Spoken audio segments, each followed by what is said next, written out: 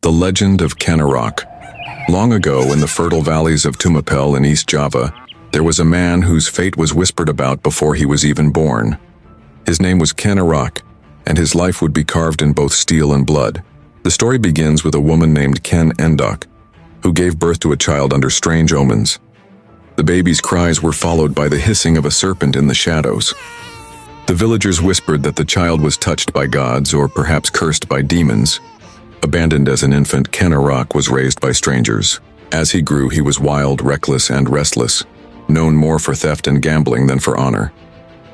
But beneath his flaws, he carried a fire in his eyes, the fire of a man destined for greatness. One day, fate led Ken Arok to Mpu Gandring, a master blacksmith renowned for forging blades infused with supernatural power. Ken Arok commissioned a Keris, dagger, from the Mpu, demanding it be strong enough to change destiny itself.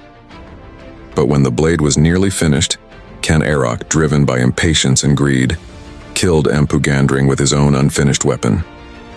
With his dying breath, the Mpu cursed the Keris.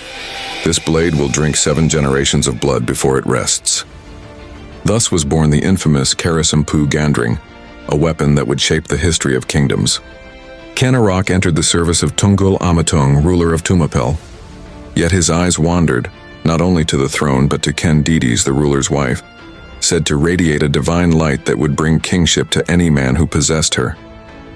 Blinded by desire and destiny, Ken Arok used the cursed Keris to assassinate Tunggul Amatung. With cunning lies, he shifted the blame onto another man, and thus no suspicion fell upon him. Soon Ken Arok married Ken Didis and claimed Tumapel as his own. From there, he built the foundations of a kingdom that would become Singhasari, marking the beginning of a dynasty. But the curse of the Keris could not be denied. One by one, betrayal followed betrayal, murder answered murder, and the blood of rulers was spilled upon the land.